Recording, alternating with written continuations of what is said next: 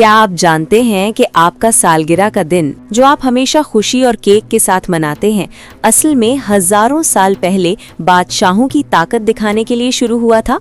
ہاں، یہ جشن صرف خوشی کے لیے نہیں بلکہ طاقت اور خدائی حیثیت کے مظاہرے کا حصہ تھا۔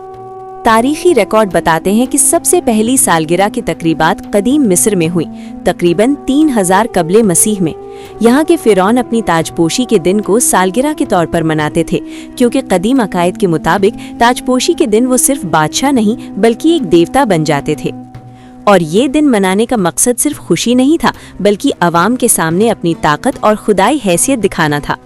یہ رواج یونانیوں اور رومیوں تک بھی پہنچا۔ یونانیوں نے موم بتیاں شامل کی، خاص طور پر دیوی آرٹمس کی پوجا کے لیے۔ رومیوں نے عام شہریوں، خاص طور پر مردوں کی پیدائش کے دن منانا شروع کیا، اور آہستہ آہستہ یہ رسم عام لوگوں میں بھی پھیل گئی۔